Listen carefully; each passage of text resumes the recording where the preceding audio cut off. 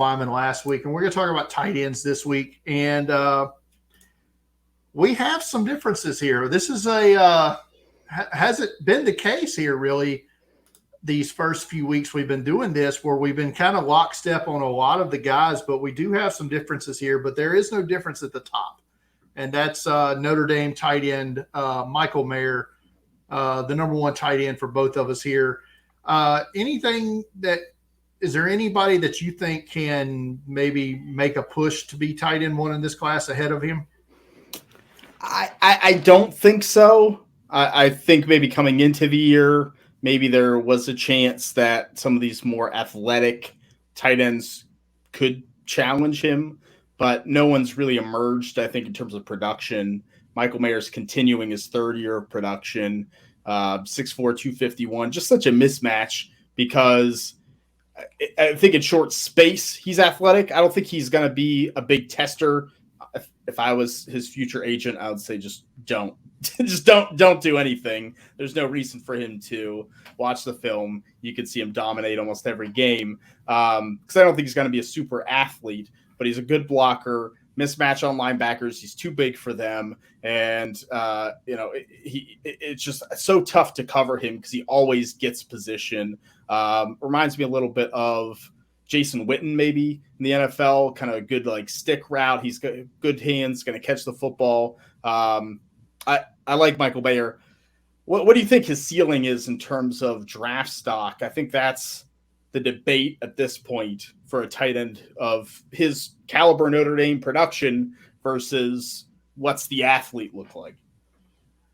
I feel like he's going to, like you said, if he does test, it's not going to be great. And if he doesn't test, then people are going to say, well, why didn't you test? And it's going to push him down a little bit. I think he could go in that early to mid 20 range. I think that might be probably the height of where he is going to be drafted, maybe where he should be drafted. Tyler Eifert, another former Notre Dame tight end, went in that same range. But, I mean, depending on the testing or lack thereof, you could see him fall into the mid-second round, maybe even like Cole Kmet did, another Notre Dame tight end. So I feel like he's going to have a wide range. I don't think he's not a top 10 tight end, right? I think he's not Brock Bowers, right? Like if he was in this class, we'd probably have him in that top 10 range. Oh, yeah. I mean, talk about an athletic weapon. That's what you get Brock Bowers.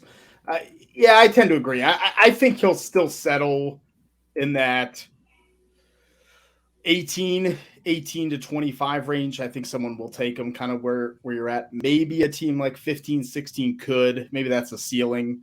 But I think top 15 would be a little bit of a challenge to go above there. A playoff team looking for another piece. Yeah, and there's a lot of teams that need tight ends. Tight end is sparse in the NFL, so it wouldn't surprise me if that does push him up a little bit. Number 2 on my board, and this is new this week, just pushed him ahead. And I'm just going on size and power and athleticism here. And it's Darnell Washington, the tight end from Georgia. Moved him up to number 2 on my board. I have concerns about both of our number 3 guys, and we'll talk about that in just a second. But Darnell Washington, 6'7", 265, but he can move. I mean, he moves a lot more fluid than Michael Mayer does, and he's bigger than he is. And we all saw the hurdle in the first game against Oregon. That was just insane that he on the sideline there. I think he's going to test well. For his size. His RAS score is probably going to be pretty high, right? I would imagine so. And so that's kind of where I'm at with Darnell Washington. He's number 4 on your board, but you just not going to see the production at Georgia because Brock Bowers is going to eat it all up, which is why his production score would be lower than it probably should be if he played for any other team. I think you're right in he has the best chance to be another round 1 tight end. If we're going to get a second one, I think I even had him in my mock draft going 30, 31, 32. Like you said, you have the size. He's massive, 6'7", 265. And so I think if teams value that inline tight end who does have enough athleticism. He's like a more polished, Jelani Woods. Like he has that polished blocking game Darnell Washington does, and has flashed the pass catching ability. I think teams could value that highly. I worry in the NFL, like what is he going to be? Is it going to be blocking and red zone only? Could be the possibility. So I do like my 2 and 3 a little bit more. Very different players from Darnell Washington. That's what makes this tight end class fun, because you get to pick kind of who you want there. Yeah, it's one of those. He's definitely a projection guy, right? He's not, because you're not seeing what he can do in everyday office, because he's not going to get the volume that Kyle Pitts got, or that Brock Bowers gets on his team, or Michael Mayer gets for Notre Dame. He's not getting that volume for you to see it all. You're seeing him block a lot, so he can do that. So that's the thing. Number 3 tight end on both of our board. I'm sorry, I skipped you. Number 2 tight end for you is a guy you've talked about frequently on here, and small school guy, Tucker Kraft, tight end from South Dakota State, the Jackrabbit. So I'm going to ask right off the gate, is he a better prospect to you than Dallas Goedert was when he came out? It's a good question. I think he is, to me. Now, he did injure his ankle at the beginning of the year, and it seems like it's dragging on here a little bit longer than it was supposed to. So with that included, maybe not. But I think in terms of pure talent, I think Tucker Kraft is more well-rounded than Dallas Goedert was as a prospect. I think Goddard has emerged as a pretty good NFL player. Maybe Tucker Kraft does that, maybe he doesn't. But I do think Kraft as an inline blocker is a little more developed. I think he has a little softer hands. I just really like what Tucker Kraft, his football IQ is off the charts. I mean, he's really good at settling in the zone. He's really good at making the most of his opportunities on a run-first team, and he'll steal the edge. He'll run with the running back and take guys out. And then when he catches the ball, I mean, he turns into a runner. Like, he runs guys over. He gets extra yardage. He's tough. I think he's going to be the type of tight end that the NFL likes. If medical checks out, I think day 2 is likely for him. Yeah, medical will be a question. I love Dallas Goedert as a prospect. I had him in my top 20 prospects when he came out in his draft class. I was a huge fan of his. Was very disappointed when he got hurt on the first day of Senior Bowl practice before the day ever really got going. So I didn't get to see him a lot. The number 3 tight end for both of us is South Carolina tight end Jaheem Bell. I love Jaheem Bell as a player. I'm starting to question myself here, and his pro prospects. What's making me question here is O.J. Howard. Because going back to Alabama, O.J. Howard was this great athletic tight end, and the question always was, why doesn't Alabama feed him the football more? Is it because their coaches don't know what they're doing? Obviously, that's not the case. Now I come here with South Carolina as, like I said, for all intents and purposes here, I am obviously a huge fan of South Carolina. I watch every game. I leave myself questioning, why are they not throwing the ball or targeting Jaheem Bell more in the passing game? Of course, I could say that same thing about Josh Vann as well, but some of their other. But is it more because he doesn't have a rapport with Spencer Rattler yet? I mean, the problem is they're running the ball with him more than they're throwing the ball to him. He only has 9 catches so far this season. The other tight end on their team, Austin Stogner, has 10 catches on the year so far. Now, he does have a rapport with Spencer Rattler because they both played at Oklahoma. But that bothers me a bit as to why are they not featuring him in the offense more in the passing game? And it questions his draft grade a little bit. Not to bash your Gamecocks, but what are you doing with Jaheim Bell? No, But I think we've seen him produce, right? Last year, I mean, you were super high on him last year before I even watched him, and he's making some big plays, catching some balls that weren't even close to him last year, and then he's living in the backfield. It just doesn't make sense to me.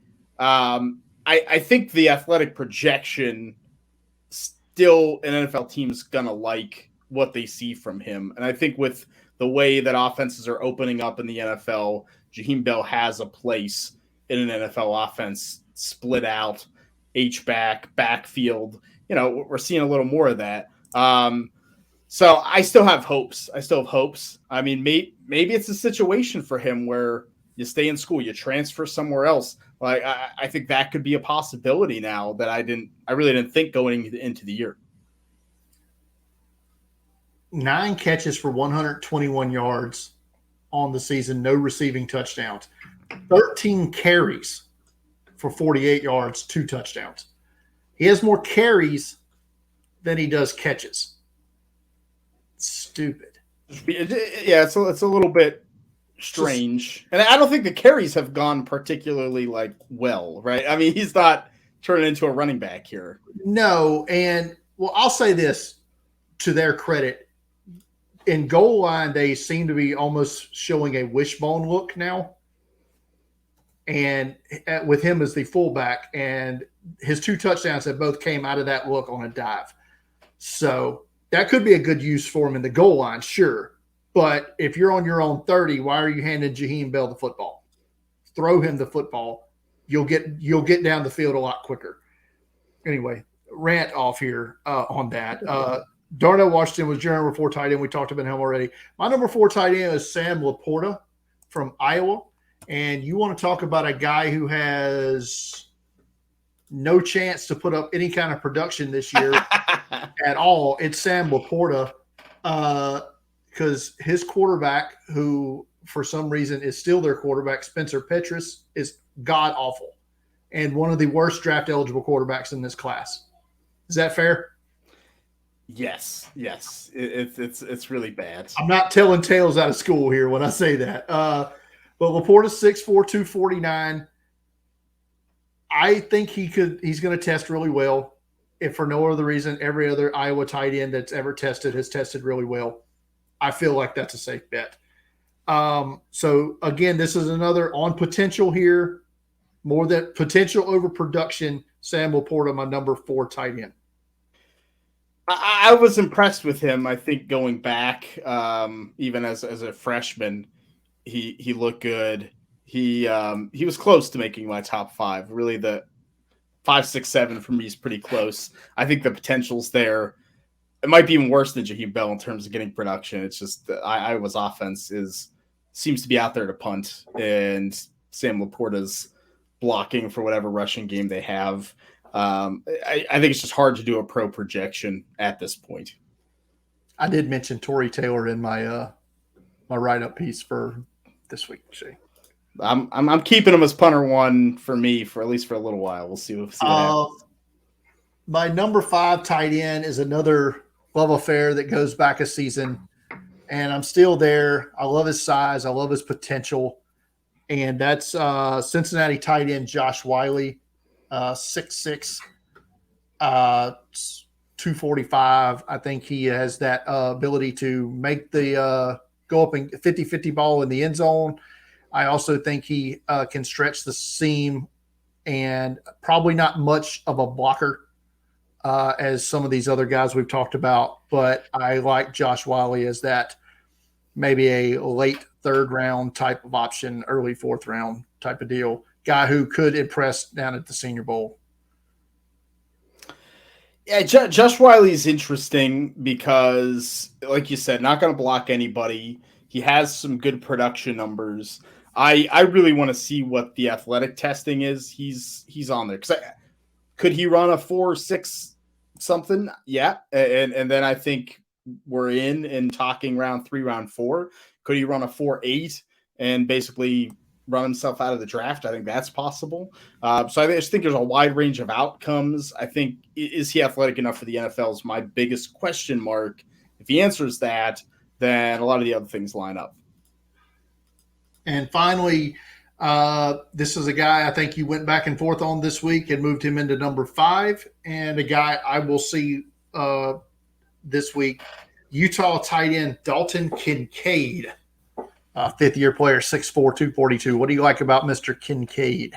I just kind of fell in love with him, when Brancusi got knocked out of the game against Arizona State and Kincaid really stepped up, caught 2 touchdowns. I mean, his leaping ability is off the charts.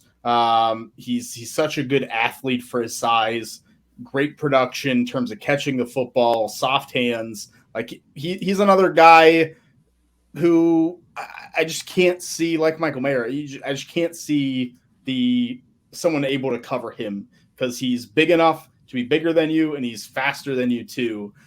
Those type of players I think the NFL likes. I think those are the kind of guys that turn into the Travis Kelce's and the George Kittles in the NFL. So I'm high on Dalton Kincaid. I really like him. Like I said, I mean, he's close to my next 2, Sam LaPorta and Luke Musgrave from Oregon State, but I think Dalton Kincaid just has more upside.